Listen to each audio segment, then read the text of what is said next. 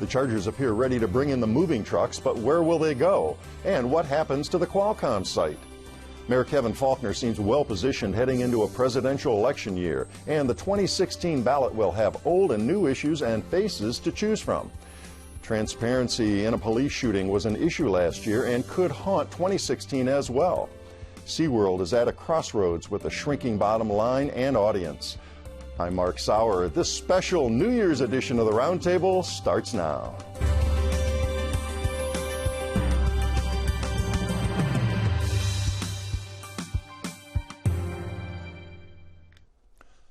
Welcome to this special New Year's edition, our discussion of the 2015 stories and look ahead to 2016. I'm Mark Sauer, and joining me at the KPBS Roundtable today are Michael Smolens, politics editor for the San Diego Union-Tribune. Hi, Michael. Happy New Year, Mark. Happy New Year. Good to see you back. Jay Parrish, sportscaster for Mighty 1090 Sports Radio. How are you, Jay? Doing fine, Mark. Thanks for having me. Great to see you back again today. And Laura Wingard, news and digital editor for KPBS. Hi, Laura. Hi, Mark. Great to have you here today. Well, dominating the news cycles in 2015 and no doubt in 2016 as well, the long, sorry saga of will they stay or will they go? Barring some minor miracle, it would appear the San Diego Chargers will move north to the LA market and may have already played their final game here.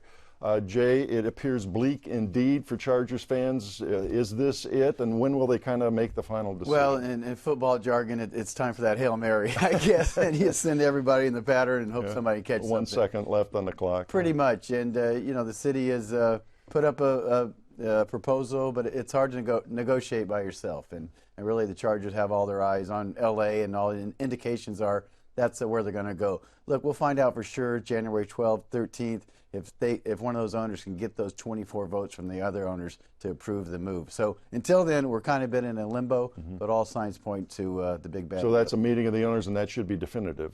They should be, but you got to remember the NFL, they have rules, and they get to make them up too. So if they want to push something back, they push it back. So I think the momentum is there to finally get it done, and I think the rest of the owners want to table talking about going to L.A. after 20 years and actually doing it. So, you know, plenty of blame to go around here without rehashing the whole 10-plus years of this thing. Who lost the Chargers? Well, I think politically it will be an interesting question. I think, oddly, if the Chargers do go, that Kevin Faulconer, the mayor, is going to be okay on this. I think that he played his hand pretty well. He did. I think even people that were critics thought, sort of give the devil his due, thought it was a fair proposal, even though they didn't like the public financing portion. They knew he had to offer something, and that he held the line on a public vote.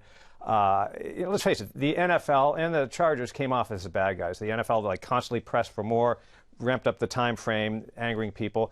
The Chargers had a strategy of really having a lot of very loud talk and abusive talk in the eyes of city officials, which they didn't quite have in other cities. They really tried to ramp up the poisonous atmosphere here. Both sides did to a degree, but so I think Dean Spanos, frankly, will be the bad guy in this if they leave. Because it's interesting that, the Chargers have been very open about saying how ineffective the politicians are, or ineffective the citizens are.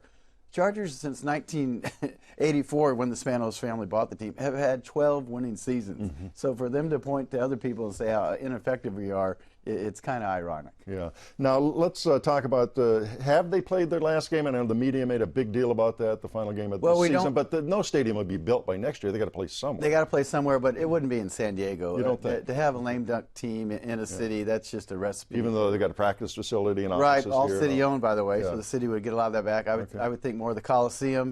Maybe 1-2 teams there. The Rose Bowl says. No, thank you. They'll stick to their parade stuff. They don't want the NFL in there. And also Anaheim Stadium could be in place. So, again, the NFL could do anything that they want. They could put them in London for a year. They could have them play in San Antonio for a year. So the NFL holds all the cards in that way. All right, and then let's do a quick pivot here for the mayor and the city leaders here. Start looking at possibilities on that Qualcomm site. What happens if there's no longer that big stadium edifice there? Well, John Morris, the majority Padres owner, certainly has his designs on getting some education aspect. There's been a lot of talk about a satellite campus for San Diego State, now even a football and soccer stadium. which is a little bit different than other developers had their eye on that for, the usual development that you'd see in a big mixed open use space like and that sort and of so thing, forth. yeah. You may get some of that, but that's sort of what a lot of people are looking at. Laura? And let's not forget that Donna Fry still wants a park there as part of anything that they do, and I think that space. John Moores and those folks would be amenable to that. That might be one way to sell it to the public. We got a couple minutes left on this segment. What that does leave the Aztecs, the San Diego State college football team, out in the cold. Right, not to mention the 2 bowl games. And Aztecs football, they had their best year since 1970 or so. Pretty popular. Yeah, right? they're very Unlike popular. the Chargers. They're exactly right, and they're really on the way up. So where do they play? Maybe with John Moores, maybe they build a smaller 35,000, 40,000 seat stadium. You get a soccer team in there. You get your San Diego State. You got your 2 bowl games, your 2 trolley stops from campus, and maybe it all works out. Yeah, because it's obviously a great location. So maybe they pivot, and the thing we're going to be talking about early next year is this huge site. All sorts of plans, artist renderings of what might be. One thing we do know, it won't include those plans. It wouldn't include a $1 billion stadium, which is still a mind-boggling number to most of our folks. Right. And so we're looking at, speaking of that, you're looking at hundreds of millions of dollars the city would have had to put into that stadium. Now they don't have to, and they will be getting revenue from whatever development goes in there, presumably. Well, Mark, it's a big turnaround. Yeah, it's not sour grapes. A lot of people seem to think that the region would be better off without the Chargers. I know that sounds sacrilege to some fans, but we wouldn't be spending, it'd probably be $350 million, $500 million really, probably, when you get all the costs that they put forth. And here's this great opportunity for this property that you just don't find in the center of a city anymore, but just on the outskirts of downtown. So a lot of people think that's a big opportunity. Frankly, people are already looking past the Chargers saying, hey, we can't blow this one because this could be like the game changer for the region for the next century. Well, I'm sure we'll talk about that quite a bit as we move into the new year. We're going to shift gears now. These days, politicking feels nonstop. It seems as of all 365 days of 2015 featured electioneering of some kind. We saw a lot of Mayor Kevin Faulconer and local city attorney Cory Briggs in 2015. They'll no doubt pop up over the place in the coming year. So Faulconer, who Michael's kind of the accidental mayor at Bob Filner's demise and all, he's pretty well positioned, as we said at the outset, to go into this year, right? He is. It is sort of remarkable, and there were circumstances that put him there. It was a special election, a small turnout, but the fact that you've got a Republican mayor in a city that has a huge Democratic voter registration advantage is really quite something, and obviously that's attracted attention across the state and nation. I mean, he's the biggest city Republican mayor in the country. The only one in the top 10 American cities, I believe. Yeah. So he is well positioned, and as a testament to how he's positioned himself, he really doesn't have an opponent, that anybody knows at this stage. That's, again, for a Democratic city, pretty unusual, and also given some of the controversies that he's faced, not like the city in the past with financial and other scandals, but with the Chargers, the convention center, and so forth. Laura? And it's kind of not unusual for San Diego. In a way, we seem to like to elect moderate Republicans to be our mayor, at least for more than a decade, except for Bob Filner, and that didn't work out so well. And so I think people seem fairly content with him. Well, now you look at Faulconer here, and as a Republican, take a look at this climate action plan that he has backed here, and you look at the national, we talked about all the politicking that's gone on, seen the Republican debates. They're denying climate change, most of their leading candidates, and here we are. This is a very progressive, some would say liberal plan. Is he a liberal Republican or very rare? Well, you can label things as you want. I like the old term used to be coastal Republicans in California. That's what Pete Wilson was. I think Jerry Sanders, moderate on social issues, moderate to liberal, as you look at Kevin Faulconer. Fiscally conservative, they're all fiscally conservative. But, the whole climate change, they've all, even Pete Wilson way back when, was seen as, stronger than others on the environment. Now, by today's standards, not so. Right. Kevin Faulconer is heading in that direction. I think that because he's got such backing in the business community, he was able to negotiate this climate action plan, which a lot of Republicans might not instinctively like, but they see the future coming and realize that they need to get on board. Because remember, they fought clean water issues until people like Donna Fry, as we mentioned, the political activist, clean water activist, realizing, she sold it as to the hoteliers, this is a big tourist town. If the water is bad, that's really going to reflect badly. And I think that kind of environmental view is taking root in the business community. I think with some of those You know, for him being a Republican and some of the things you mentioned, it just shows that the only rhinos aren't at San Diego Zoo, I think. There you go. Well, yeah, that would, I would think, would be the reaction of some of the national candidates here as he talks about some things that are almost blasphemy on that scale. Well, let's talk about, besides the Qualcomm site that we've covered, what are some of the other things on the mayor and the council's agenda here? He struck out at the convention center expansion so far. Is that coming back? Yeah, well, it's going to come back. In what form we don't know. You know, it's sort of like the stadium. It seems like it's you know, getting farther and farther away. Now, to be specific, we're talking about the contiguous convention center expansion on the San Diego Convention Center that's there. Now, there's an initiative Laura I know is going to talk about you know, sort of dividing that up. Which he's not behind. But frankly, if he loses the convention center expansion, everybody seems to think, and the Comic-Con, which is second to the Chargers, the other big thing that San Diego might lose, probably will go elsewhere. They need that one bigger place, they say. Does this hurt the mayor? It doesn't hurt him this year, I don't think. And frankly, you know, if it hurts with anybody, it's the people that want the expanded convention center. And those are the people that he's working with now. So I think politically he's kind of inoculated, oddly enough, on these two controversial things, the convention center and the stadium. It would be remarkable losing the Chargers and the Comic-Con here all in the same year, more or less, time, yeah. and not really paying a big political price. That could change. Yeah, let's segue then, as Michael said here, we're talking about Cory Briggs and this initiative here. This is the well-known environmental attorney in town. And what does he want? What's his plan for the ballot? Well, it's worth noting too that it's sort of the Cory Briggs Donna Fry right. initiative. Former Councilwoman Donna Fry is right, partner. And there, you know, I shorthanded as the Tourism Convention Center initiative. It would raise room taxes from 10.5% to 15.5% for hotels with 30 or more rooms, slightly less for smaller hotels. It would eliminate this tourism marketing district that Cory Briggs successfully sued over how it was created, and a 2% fee on hotel room stays. It would allow 4% of hotel room taxes to go to the city's general fund, which would be a boon to the city. It would let hotel owners tax themselves to fund any kind of tourism marketing and an expanded convention center.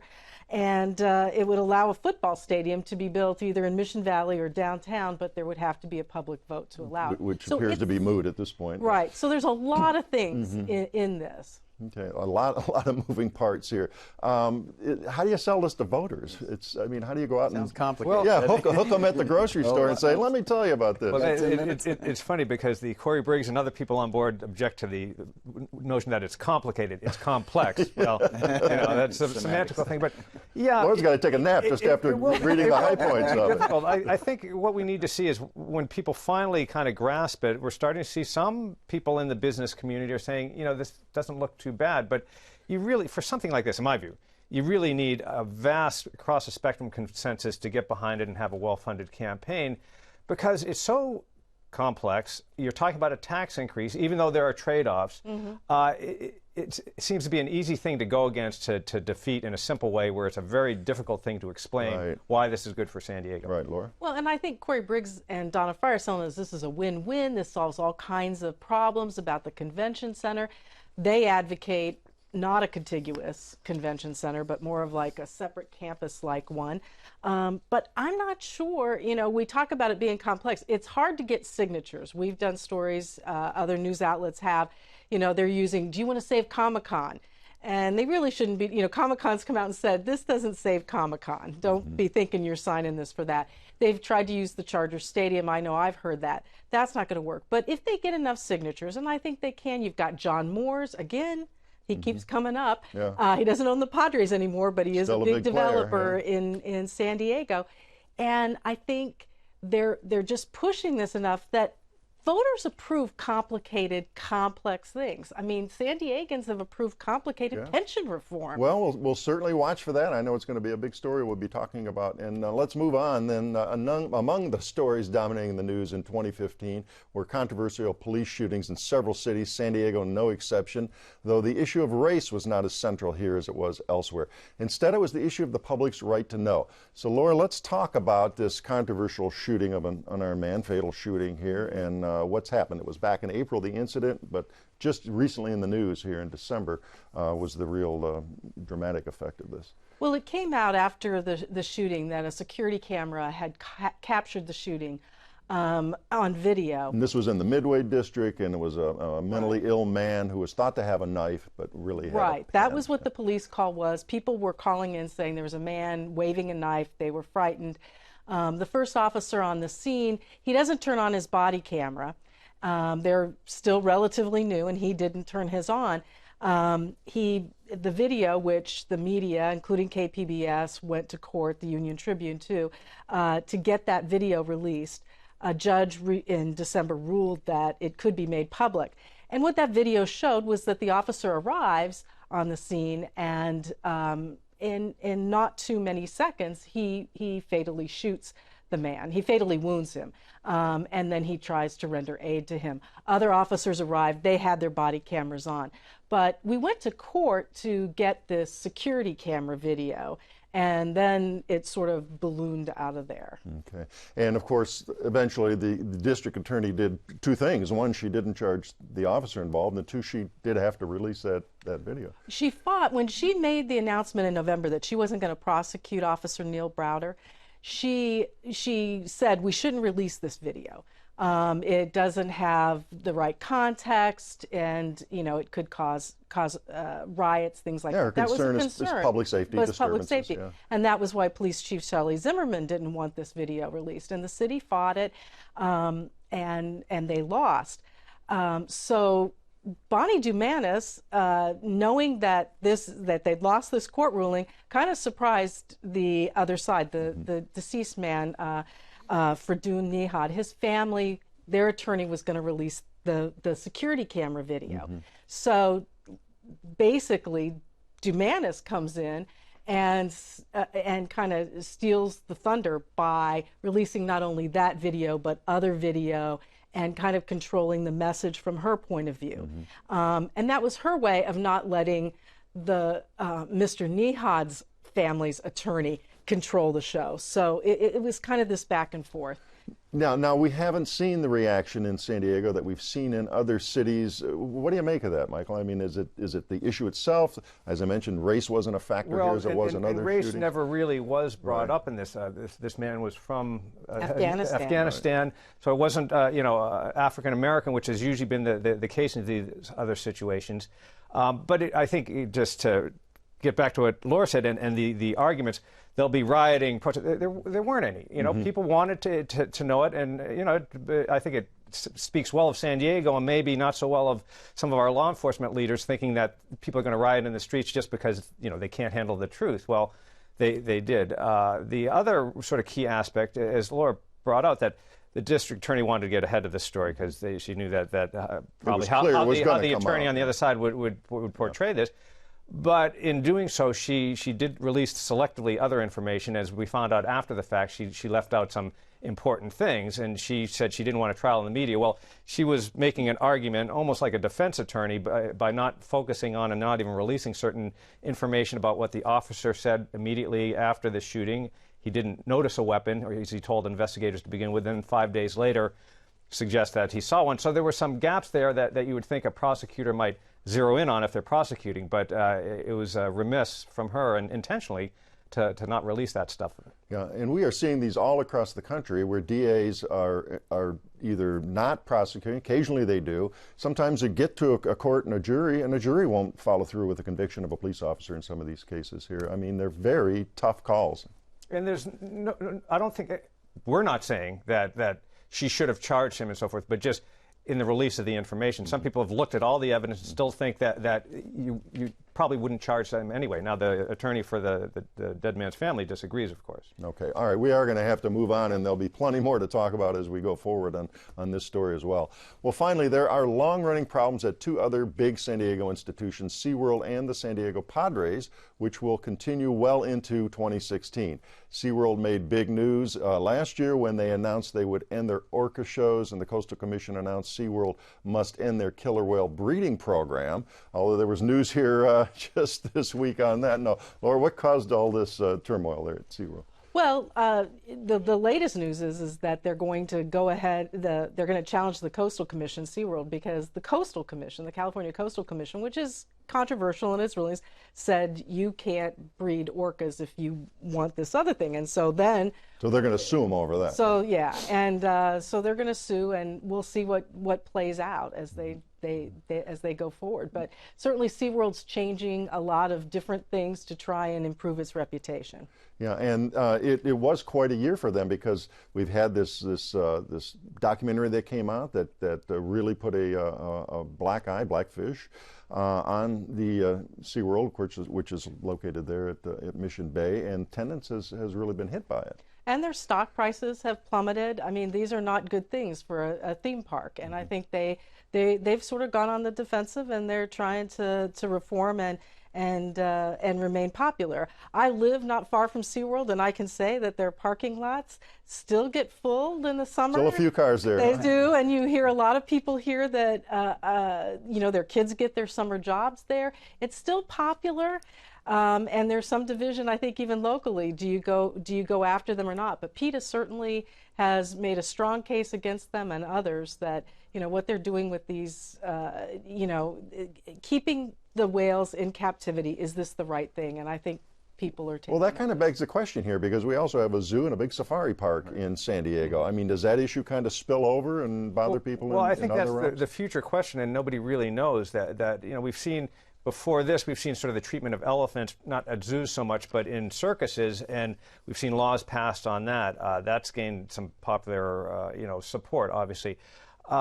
People like zoos. But zoos aren't inherently performing entities. Right. Like I think that was sort of the big thing, is how they're jumping for the training ball and like this that. sort of thing. But they are in captivity now. A lot of cases they're helping these species out, as SeaWorld is in a lot of cases and so forth. Mm-hmm. But yeah, is this sort of a game changer? And the next time that a zoo wants something from government, are people going to come up with concerns about how the animals are treated? So they're going to have to really prove themselves in that regard. But on the other hand, the SeaWorld situation might have really been a one-off thing. I mean, remember, you mentioned blackfish. It wasn't just blackfish.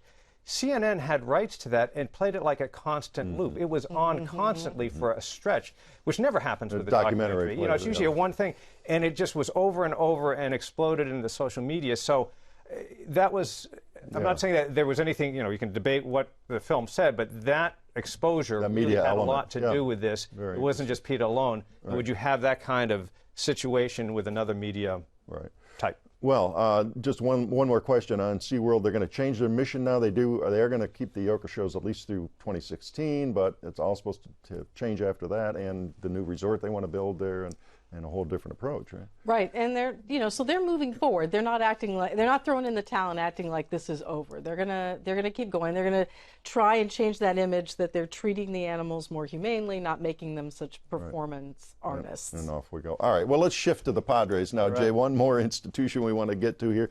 Big names last year, big excitement. What happened? Well, SeaWorld blamed blackfish, and the Padres blame Buddy Black. Buddy Black. I don't know if you want to work with that. The ex-manager. Yeah, that's right. They got rid of him in the middle of the year. Yeah, they won the offseason last year, really, with the big names they brought in, marquee names, names that people would stay in their seat and watch hit and go through the lineup. And then they lost a couple more games than they did the previous year. Right. So it's an interesting dynamic, because there's really two sides of every baseball organization. There's the baseball operations, which gets the players, and then there's a marketing business side. On the marketing business side, they went to the World Series. Their attendance was up 400,000 people. It had been declining all these years, 5 straight losing seasons. So on that side of the ledger, they did all right. But it didn't quite work out roster-wise, and really now this offseason, they're not quite as busy, but they're busy in a different direction. They're getting young, cheap players and getting rid of payroll. Yeah, getting a bunch of young guys and getting rid of some of these names. Which was really, you could argue they're having a better offseason this year than last year, because it rarely works when you bring in all the big talent all at once. Well, let me ask you one question. With the Chargers gone now, will the Padres have more money? The corporate people who bought suites at the Qualcomm for football and all, will they turn and support the baseball? The only big league franchise. Certainly possible. I mean, we're talking about entertainment dollar, and if that entertainment dollar gets freed up especially this year. There's still the excitement down there with the All-Star game coming in July. That's a big plum on the baseball calendar, and the Padres will take it. Who are the owners, to remind us? Do they have deep pockets? Yeah, they have pretty deep pockets. Ron Fowler, we see his name on a lot of buildings around here at San Diego State. Peter Seidler, who's from the O'Malley family and that lineage. So there's some money down there, and there's some baseball people down there. It just didn't work on the field last year, but they got people interested, and they got people talking about Padres baseball again, and they stiff-armed the apathetic, that feeling that was coming across the team, and fans are engaged again. That's good when they're mad. Well, the only big league team in town. Now, we do have a minor league hockey team. We've got to plug our hockey here for hockey fans like Michael and me. Let's even have the San Diego Sockers, another minor league soccer team. We may have another soccer team here coming. Do you think that's likely? Would it be popular? I think it's likely. San Diego's a hotbed, but you got to remember they're not going to expand to like 2021. So it's something out there in the distance. Okay, so we'll see. And again, I mentioned John Moores earlier. He might be a big player in that as we go. NBA franchise here, or they got to play somewhere. Viejas Arena is a little small, but it's the same old deal. You got to have the facility. Okay, all right. Well, we covered a lot of ground there, and it was a big year and a big year coming forward. That does wrap up another week of stories at the KPBS Roundtable. I'd like to thank my guests, Michael Smolens of the San Diego Union Tribune, Laura Wingard of KPBS News, and Jay Paris of Mighty 1090 Radio. A reminder, all the stories we discussed today are available on our website, kpbs.org. I'm Mark Sauer. Thanks for joining us today on the Roundtable, and have a Happy New Year.